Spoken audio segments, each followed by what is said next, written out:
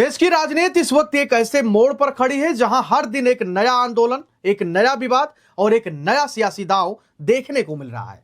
दिल्ली की सड़कों से लेकर उत्तर प्रदेश के गांव कस्बों तक राजनीतिक तापमान लगातार बढ़ रहा है। देश की सड़कों पर यूजीसी और आरक्षण को लेकर सामान्य जाति के लोग हुंकार भर रहे हैं, तो दूसरी तरफ E20 तेल को लेकर सरकार पर सवालिया निशान खड़ा किया जा रहा है। तीसरी तरफ पेपर लीक का मुद्दा गरमा रहा है, तो वहीं अब राम मंदिर से जुड़े विवाद को लेकर विरोधी और विपक्ष को नया राजनीतिक हथियार तैयार करने का मौका मिल गया और लगातार प्रदर्शन कर रहे हैं संसद भवन के बाहर। लेकिन इन सब के बीच योगी आदित्यनाथ ने एक ऐसा चक्रव्यूह रच दिया है जिसने विरोधियों की नींद रातों रात उड़ा दी है और सपने पर पानी फेर दिया है। लेकिन फिर भी इन सब के बीच सबसे बड़ा सवाल यही है कि क्या विपक्ष और विरोधी वास्तव में सत्ता के करीब पहुंच रहे हैं, या फिर उत्तर प्रदेश के मुख्यमंत्री योगी आदित्यनाथ पहले से ही 2027 और 29 की चुनावी बाजी की ऐसी तैयारी कर चुके हैं जिसकी भनक भी विरोधियों को नहीं लगी है। जी हां, उत्तर प्रदेश की राजनीति में 2027 का विधानसभा चुनाव अभी दूर जरूर दिखाई दे रहा है, लेकिन राजनीतिक दलों ने अपनी अपनी रणनीति पर काम शुरू कर दिया है। विपक्ष का प्रयास है कि सरकार को विभिन्न मुद्दों पर घेरा जाए और जनता के बीच असंतोष का माहौल बनाया जाए। वहीं भाजपा की कोशिश संगठन और चुनावी तैयारी को मजबूत करने की बताई जा रही है। इन दिनों यूजीसी, आरक्षण, पेपर लीक, E20, राम मंदिर और अन्य मुद्दों पर सरकार की आलोचना देखने को मिल रही है और सरकार को जबरदस्त तरीके से विरोधी जो विपक्ष वो घेरने का काम कर रहा है। विपक्ष का मानना है कि इन सवालों के जरिए सरकार को चुनौती दी जा सकती है और योगी को घेरा जा सकता है और उनको कुर्सी से हटाया जा सकता है। तो दूसरी तरफ भाजपा समर्थक यह तर्क देते हैं कि सरकार विकास और संगठन दोनों मोर्चों पर सक्रिय है और तेज है। इन सबके बीच उत्तर प्रदेश के मुख्यमंत्री योगी आदित्यनाथ एक ऐसे रास्ते पर अब निकल चुके हैं, राजनीतिक सूत्र कहते हैं, जहां विपक्ष सोच भी नहीं सकता। जहां एक तरफ विपक्ष दिल्ली में बीजेपी मोदी शाह को घेरने की रणनीति बना रहा था, वहीं दूसरी तरफ योगी आदित्यनाथ ने महज 45 दिनों के भीतर प्रदेश की 229 विधानसभा सीटों पर अपनी जो गोटियां हैं राजनीति की वो सेट कर दी है। अखिलेश यादव, राहुल गांधी और चंद्रशेखर आजाद रावण जैसे और मायावती जैसी बड़े नेता योगी के इस कदम से हैरान है। अखिलेश यादव मार्च 2026 में दादरी में एक बड़ी जनसभा करने के बाद शांत होकर दिल्ली में बिजी हो गए और सरकार को घेरने का काम कर रहे हैं। मायावती अक्टूबर 2025 में काशीराम स्मारक पर रैली करने के बाद सोशल मीडिया तक ही सीमित हो गए। चंद्रशेखर आजाद रावण जातियों की समीकरण साधने और प्रभारी नियुक्त करने में उलझे हुए हैं। लेकिन योगी आदित्यनाथ ने बिना रुके बिना थके पूरे उत्तर प्रदेश के 18 मंडलों की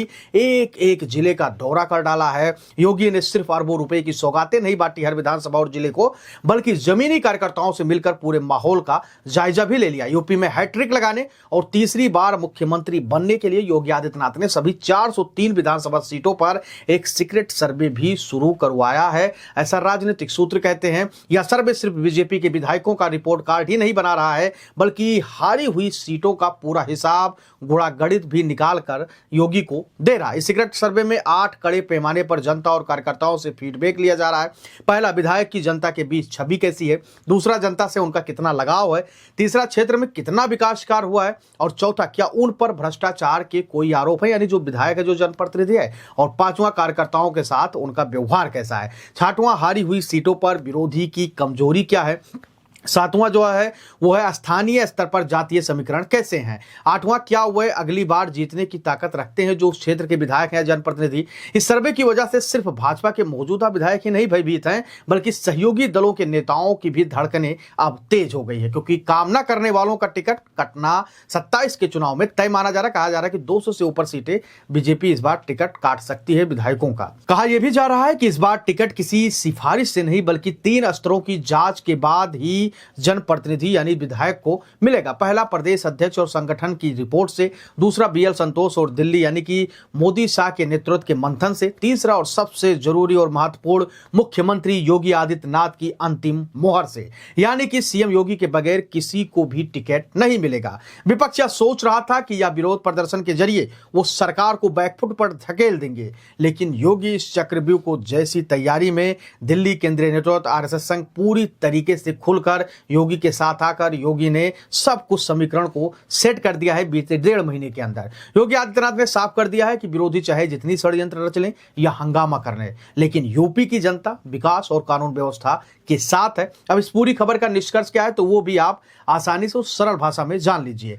विपक्ष जब तक सड़कों पर हंगामा करके माहौल बनाने की कोशिश में जुटा है, तब तक योगी आदित्यनाथ ने पूरे प्रदेश की किलेबंदी पूरी कर ली है। सीधा संदेश यह है कि राजनीति में सरकारें सिर्फ बयानों से नहीं बल्कि जमीनी तैयारी से बनती हैं, और इस वक्त योगी आदित्यनाथ उस राह पर बहुत आगे निकल चुके हैं जहां विपक्ष का पहुंच पाना नामुमकिन सा दिख रहा है। आप अपनी राय हमें कमेंट सेक्शन में जरूर दीजिएगा और बताइएगा कि 27 के चुनाव में जिस प्रकार से योगी आदित्यनाथ सक्रिय दिखाई दे रहे हैं, उनके मंचों पर राष्ट्र प्रेम दिख रहा है, सनातन धर्म के नारे गूंज रहे हैं, जय श्री राम हर हर महादेव की बातें हो रही हैं, उसको लेकर आप क्या कुछ सोच रहे हैं? और आपको क्या लगता है कि जिस तरीके से विपक्ष जो है राम मंदिर, पेपर लीक और तमाम जो मुद्दे हैं उस पर घेरने की कोशिश कर रहा है, प्रदर्शन कर रहा है, उससे क्या कुछ लगता है कि 27 में योगी आदित्यनाथ की सरकार नहीं बनेगी या विपक्ष हावी होगा बीजेपी पर? उसको लेकर आप क्या कुछ सोचते हैं? आप अपनी राय हमें कमेंट सेक्शन में जरूर दीजिएगा। आपकी राय हमारे लिए बेहद महत्वपूर्ण होती है। धन्यवाद।